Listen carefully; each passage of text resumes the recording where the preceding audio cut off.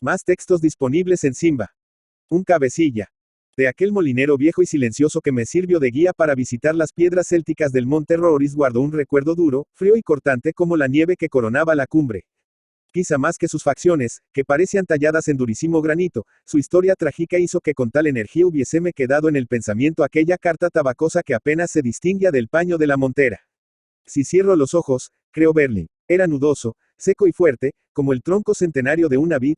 Los mechones grises y desmedrados de su barba recordaban esas manchas de musgo que ostentan en las ocasidades de los pómulos las estatuas de los claustros desmantelados. Sus labios de corcho se plegaban con austera indiferencia. Tenía un perfil inmóvil y pensativo, una cabeza inexpresiva de relieve egipcio. No lo olvidaré nunca. Había sido un terrible guerrillero. Cuando la Segunda Guerra Civil, echóse al campo con sus 5 hijos, y en pocos días logró levantar una facción de gente aguerrida y dispuesta a batir el cobre. Algunas veces fiaba el mando de la partida a su hijo Juan María y se internaba en la montaña, seguro, como lobo que tiene en ella su cubil. Cuando menos se le esperaba, reaparecía cargado con su escopeta llena de ataduras y remiendos, trayendo en su compañía algún mozo aldeano de aspecto torpe y asustadizo que, de fuerza o de grado, venía a engrosar las filas. A la ida y a la vuelta solía recaer por el molino para enterarse de cómo iban las familias, que eran los nietos, y de las piedras que molían. Cierta tarde de verano llegó y hallólo todo en desorden. Atada a un poste de la parra, la molinera desdichábase y llamaba inutilmente a sus nietos, que habían huido a la aldea. El galgo aullaba, con una pata maltrecha en el aire. La puerta estaba rota a culatazos, y el grano y la harina alfombraban el suelo. Sobre la artesa se veían aún residuos del llantar interrumpido, y en el corral la vieja hucha de castaño revuelta y destripada. El cabecilla contempló tal desastre sin proferir una queja. Después de bien enterarse, acercóse a su mujer murmurando, con aquella voz desentonada y caótica de viejo sordo. Vinieron los negros. Arrastrados se vean. ¿A qué horas vinieron? Podrían ser las horas de llantar. Tanto me sobresalte, que se me desvanece el acuerdo. ¿Cuántos eran? ¿Qué les has dicho? La molinera sollozó más fuerte. En vez de contestar, desatóse en denuestos contra aquellos enemigos malos que tan gran destrozo hacían en la casa de un pobre que con nadie del mundo se metía. El marido la miró con sus ojos cobrizos de gallego desconfiado. ¡Ay, demonio! No eres tú la gran condenada que a mí me engaña. Tú les has dicho dónde está la partida. Ella seguía llorando sin consuelo. Repara, hombre, de qué hechura esos verdugos de Jerusalén me pusieron. Atada mismamente como nuestro Señor. El guerrillero repitió blandiendo furioso la escopeta. A ver cómo respondes, puñela.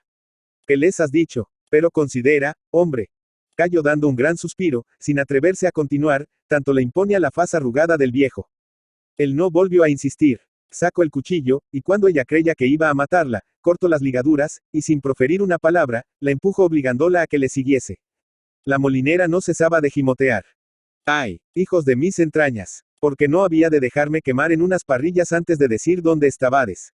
Vos, como soles. Yo, una vieja con los pies para la cueva. Precisaba de andar 1000 años peregrinando por caminos y veredas para tener perdón de Dios. ¡Ay, mis hijos! ¡Mis hijos!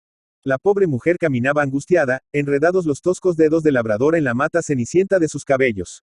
Si se detenía, mesándoselos y gimiendo, el marido, cada vez más sombrío, la empujaba con la culata de la escopeta, pero sin brusquedad, sin ira, como a vaca mansísima nacida en la propia cuadra, que por acaso cerdea. Salieron de la era abrasada por el sol de un día de agosto, y después de atravesar los prados del paso de Melías, se internaron en el hondo camino de la montaña. La mujer suspiraba. Virgen Santísima, no me desampares en esta hora. Anduvieron sin detenerse hasta llegar a una revuelta donde se alzaba un retablo de ánimas. El cabecilla encaramóse sobre un bardal y oteó receloso cuanto de allí alcanzaba a verse del camino. A martillo la escopeta, y tras de asegurar el pistón, se santiguó con lentitud respetuosa de cristiano viejo. Sabela, arrodíllate junto al retablo de las benditas. La mujer obedeció temblando. El viejo se enjugó una lágrima. Encomiéndate a Dios, Sabela. Ay, hombre, no me mates. Espera tan siquiera a saber si aquellas prendas padecieron mal alguno. El guerrillero volvió a pasarse la mano por los ojos, luego descolgó del cinto el clásico rosario de cuentas de madera, con engaste de alambrillo dorado, y diósele a la vieja, que lo recibió sollozando. Aseguróse mejor sobre el bardal, y murmuró austero. Está bendito por el señor obispo de Orense, con indulgencia para la hora de la muerte. Él mismo se puso a rezar con monótono y frío bisbiseo. De tiempo en tiempo echaba una inquieta ojeada al camino. La molinera se fue poco a poco serenando. En el venerable surco de sus arrugas quedaban trémulas las lágrimas. Sus manos agitadas por temblequeteo senil, hacían oscilar la cruz y las medallas del rosario. Inclinóse golpeando el pecho y besó la tierra con unción. El viejo murmuró. Has acabado. Ella juntó las manos con exaltación cristiana. Hágase, Jesús, tu divina voluntad. Pero cuando vio al terrible viejo echarse la escopeta a la cara y apuntar, se levantó despavorida y corrió hacia él con los brazos abiertos. No me mates. No me mates, por el alma de. Sonó el tiro, y cayó en medio del camino con la frente agujereada. El cabecilla alzó de la arena ensangrentada su rosario de faccioso, besó el crucifijo de bronce, y sin detenerse a cargar la escopeta huyó en dirección de la montaña. Había columbrado hacia un momento, en lo alto de la trocha, los tricornios enfundados de los guardias civiles. Confieso que cuando el buen Urbino Pimentel me contó en Viana esta historia terrible, tembló recordando la manera violenta y feudal con que despedí en la venta de Brandeso al antiguo faccioso, harto de acatar la voluntad solapada y granítica de aquella esfinge tallada en viejo y lustroso roble. Ramón María del Valle, Inclán.